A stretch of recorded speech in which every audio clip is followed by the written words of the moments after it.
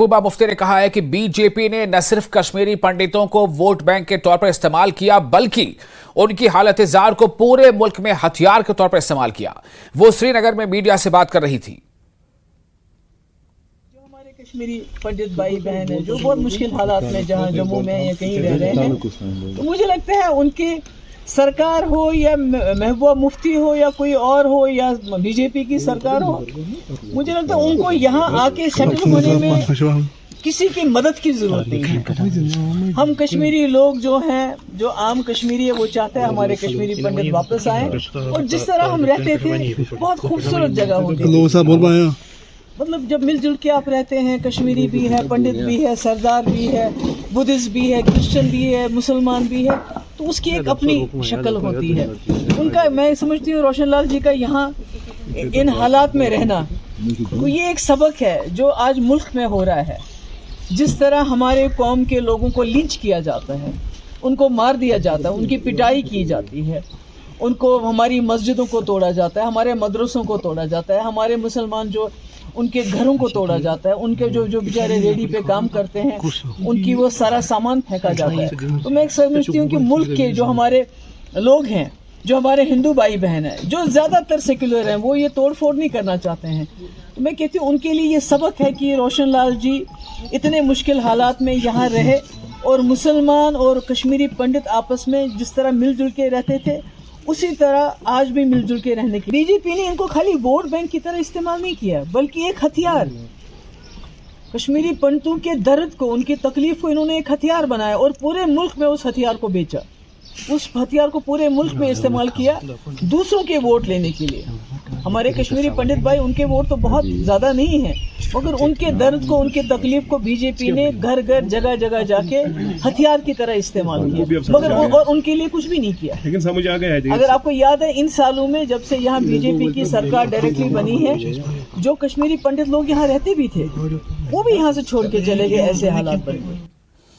और कश्मीरी पंडित रहनुमा हीरा लाल भट्ट ने महबूबा मुफ्ती से सवाल किया है कि वो बताएं कि पीडीपी की क़यादत वाली हुकूमत ने क्या इक़दाम किए थे। उन्होंने कहा कि बीजेपी ने कश्मीरी पंडितों को सियासी रिजर्वेशन देकर काफी कुछ किया है।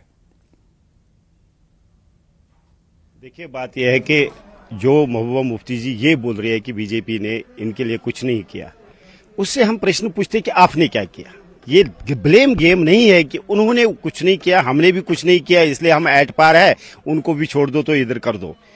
बाकी चीज जग जाहिर है, भारतीय जनता पार्टी जब से हुकूमत में आई, जो हमारे समाज की त्रासदी थी, वो जम्मू कश्मीर की जो ओवरऑल बदहाली थी, उसके हम अंग है। हम अलग तो नहीं है, कोई प्लेनेट पर नहीं रह रहे, इसी धरती पर रहते, इसी जम्मू कश्मीर का हिस्सा है। महबूबा मुफ्ती के होते हुए उसने जो इश्तियाल अंगेज नारे लगाए या उसने इश्तियाल अंगेज जो तरीके से अपनी बयानबाजी की, उसके बाद अगर कोई हल दिखा, वो खासकर हमें दिखा तब जब धारा 370 को खत्म किया गया। और धारा 370 खत्म करने के बाद तब से लेकर के आज तक जो बदलाव कश्मीर में है वो तो दुनिया देख रही है, वो महबूबा जी भी देख रही है। जो आज तक बाहर नहीं निकल पा रहे थे, आज वो खुले तौर से इलेक्शन कैंपेन कर रहे हैं, हर जगह जा रहे हैं, पहले नहीं निकल पा रहे थे।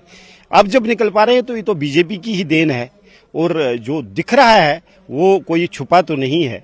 इसलिए मुझे लग रहा है कि उसका ये कथन निराधार है, इस पर इसका कोई आधार नहीं है। बाकी हर राजनीतिक दल अपने हिसाब से काम कर रहा है, भारतीय जनता पार्टी ने भी अपने हिसाब से जो देश के हित के लिए, जम्मू कश्मीर के हित के लिए होगा। और कांग्रेस माइग्रेंट सेल के लीडर चन्नीलाल रैना ने महबूबा मुफ्ती के ख्यालात की तायद की है। उन्होंने इल्जाम लगाया है कि बीजेपी ने कश्मीरी पंडितों के लिए कुछ भी नहीं किया और सिर्फ वोट बैंक के लिए उनका इस्तेमाल किया है।